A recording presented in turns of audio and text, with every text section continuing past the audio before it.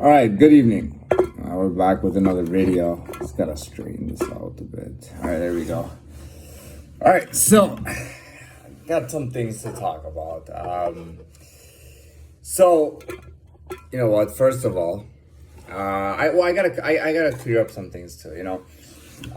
You see, when I speak about my past, and I've come to the understanding that whenever I talk about my past, I'm talking about myself, but I'm talking about, if I was speaking in third person, I'd be talking. If I was speaking in third person, I'd probably say, that this individual was at level 1.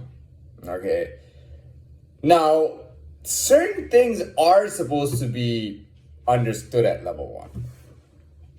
For example, if I'm innocent at level 1, I'm still innocent. You know what I mean? Right? Okay, that's one thing. All right, but let's get to this. So, I would say that when I was growing up, most of my morals that I learned, most of them came from school. I would say that school, starting from preschool. So I started school at 3 or 4 years old, and they enrolled me in preschool and kindergarten, and I mean, a young child spending a lot of time at school. The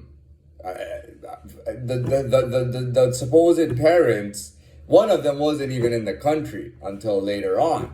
One of them was working and living in another country, and the other parent was working a job. So realistically, school was pretty much the thing that raised me. Even when I went home, nobody would talk to me. When I would go home, no one wanted to talk to me. I don't know what it was. They just assumed that I was insignificant, or that I wasn't at the mental level that they were at, or maybe they had certain understandings and abilities, and they thought that I didn't, and they didn't want me to have those understandings and abilities at the same time also.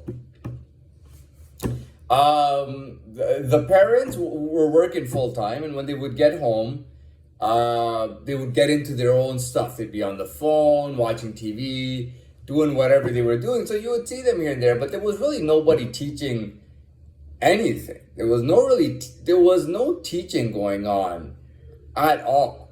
It was as if I was teaching myself, which is not a good thing at level 1. It was as if I was teaching myself while learning at school. You know what I mean? You go to school 5 days a week. Your parents are working on all the other days where you're off. And you go to school 5 days a week from the morning to like 3 o'clock.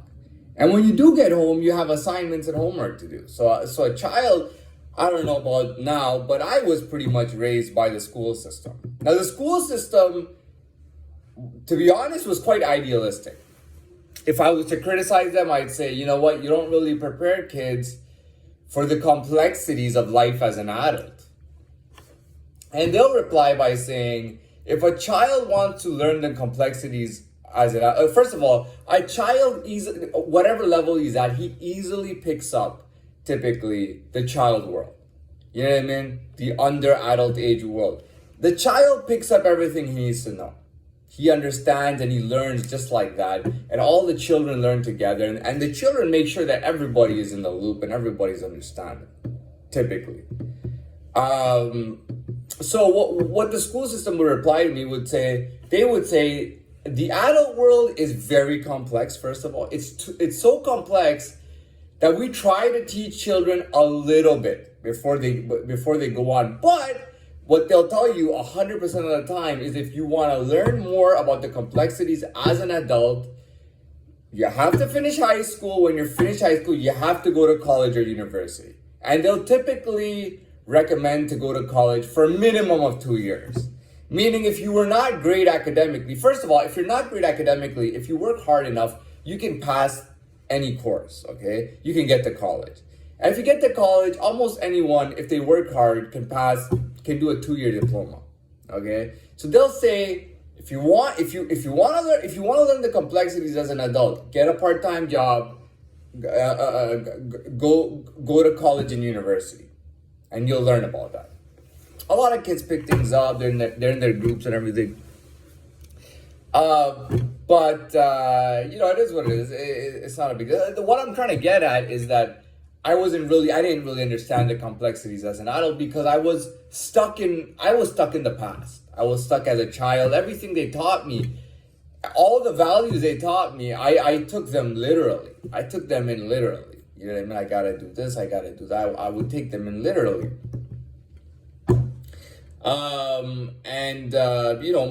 Moving on, I had my troubles. Now, that's what I wanted to really get at was the so after doing the bank robbery, yeah, I was being screwed over big time. And to be very honest, as a level 1 or best in my class, I shouldn't have been treated like that. I mean, they were really, really treating me bad. Like, really treating me bad. I mean, they were just like, I couldn't pick anything, couldn't pick my lawyer, I couldn't do anything. You know, they just tied my hands up. Literally, they cuffed me, tied my hands up, and I couldn't do anything. I couldn't even see a list of lawyers or anything. I didn't have a number to call, I didn't have any information, I didn't have anything. Didn't have anything at all. And I kept getting these promises like, oh, you'll be out and it'll be done, don't worry about it, blah, blah, blah. You know what I mean? And they weren't even treating me as fair as they should have. And you know what? That was okay. So I was a few weeks before actually getting arrested. There was a lot of things going on, and I was noticing a lot of things. I was seeing and noticing a lot of things. I think it was a very sensitive time. And I think people were starting to really take notice of me really well, or really like in detail, really taking notice of me. And I mean, I don't want to get into the complexities. I've talked about the shadow world and everything, and I've talked about stuff like that. In this world, people would take you down a peg. Yeah. And it was to the point where the system wanted to take me down to a peg so bad that they were willing to use anybody that they had to. The biggest idiot in the world, the biggest loser in the world, didn't matter. They would use anybody to get ahead of me, to pull me back, and and it was really horrible. I mean, it was horrible. But that the reason I'm bringing it up is because I had one mindset. Now at the same time, when I look back on it, to be fair, if we were playing everything fair and properly, I should have not gone through that. There should have been a different outcome and a different whatever was happening. However, I was at level 1 and I was independent. So I had this thing where I always had to do things myself, and then I had a certain personality and a person that I would never change. Even now I haven't changed it. I can change and grow. I haven't changed who I was at all. All I've done is advanced as who I was. I've just grown as who I was. I've just grown into a bit of a stronger and a higher person as I was. That's all that's really happened. It's nothing else that's really happened. Yeah? So, I mean, what am I going to say? I just recently come into this. And, there's nothing else to say. I mean, that's the past. The past is the past. It's done. That's the way I look at it. I mean, it's done. I can't do anything about it. Yeah, there was a lot of bullshit and whatnot. But, I mean, it is what it is. What am I supposed to do? I got my way. I found my way. I found a way that I was trying to find for so long. I thought it would be automatic. It just never happened, never clicked. And, through the worst case scenarios, things clicked and worked out, and things are moving forward. And, I got a new life. I wouldn't say a new life or a new person. I would say the original life and the original person is advancing and has advanced to a certain level. You know what I mean? And I would say it's definitely at the upper echelon. Now, I want to remind people something.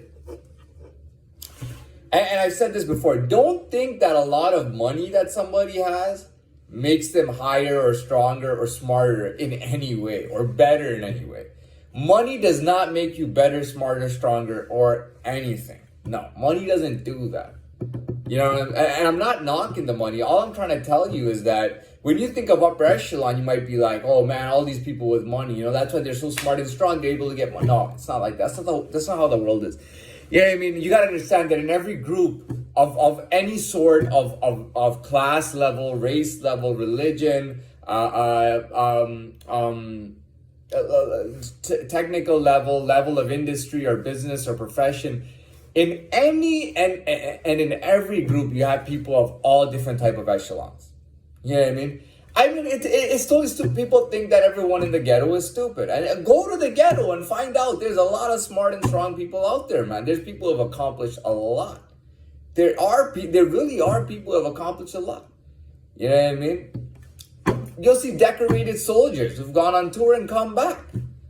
You know, you'll see all sorts of things. There's even people who have money and they're living in the ghetto. You know, there really are. There are people who have money and they live in the ghetto the entire time. They're so happy living in the ghetto because they know everybody. They've grown up in that environment. Sometimes ghetto, you know, I don't know about the ghettos here, but if you're talking about LA, you know, they say that they say that East Los Angeles is a ghetto. They say that Compton and Watts and all that shit that's all ghetto. You know, watch some of the older movies that show these ghetto houses. You know how big those houses are? You know how big those houses are? How much garden space they have? You know, dude, I'm telling you, there are people, and I drove through East Los, okay? And there were houses that were beautiful. The houses were fine. It was just that, you know, over there, the issue is that people will just totally destroy. They'll go homeless. You've heard of Silicon Valley, where everybody was losing jobs in California, and they were going homeless, and they were just cities of tents of homeless people who were working in IT and who had technical jobs. You know what I mean? Over there, there's no you know, safety net over there. You know, you're gonna fall, you're gonna hit the ground hard, or you're gonna fly. Dude, I've seen Beverly Hills, man. I've seen Melrose, I've seen Bel Air. I mean, it's crazy, the limit, like it's nothing like here. The houses, everything is like absolutely, like it's like in a fantasy world. You know what I mean? And the ghettos like Compton and all that, they're not, the thing is, those people, just because they live in the ghetto doesn't mean that they're crack addicted. Doesn't mean that they're crackheads. You know what I mean? There are a lot of homeless, I saw shitloads of homeless people and crackheads too, by the way. There's a lot of that shit there. You know, people who are just falling and they're homeless and blah, blah, blah. You know what I mean? But these guys in the ghetto, you gotta understand, they have a big house, man. You can raise your whole family there. They got a lot of bedrooms and everything. You can raise your family and do all that stuff, literally. You know, some of these people grow up there. They don't want to leave the house. They got money and they don't want to move, man. You know what? Why do I need to move, man? I'm living well the way I am here. There will be a BMW, a nice brand new BMW parked in front of a ghetto house, a so-called ghetto house. You know what I mean? So don't take everything for face value. Oh, the people with money are high. No, it's not like that. You know, if I was just born into like a royal form or something, and I exuberated royalty, let's say 4 months ago when I was just fresh with presents, I did notice that people looked at me and kind of just went like this. You know, like as if I was just higher than them without any reason. I was still a low level, but I was higher than them, like very high, right? At this point, it's a different situation. I'm actually at a higher level. I am like upper echelon. Upper echelon can be in a gang. So I've heard about, I don't want to take his name. He's a very controversial guy. There was a guy in South America, and he used to come to the United States. He started off as supposedly he had a little biker gang, and he was a captain. He was a leader. You know what I mean? You have people in different areas of life, and they're heading it. You got people who have so much money, and they manage to get themselves in debt. There's so-called rich people who are in heavy debt. We're talking about any group you have. We're talking about like the strongest and the best. Come on, man. Have you ever seen a really strong guy just beat the shit out of 4 or 5 guys? Like they're all adults and he beats the shit out of 4 and 5 guys by himself. Have you seen something like that? You know, I've said enough. It's all in there, man. It's all in there. If you didn't get it, maybe rewind and listen to it again.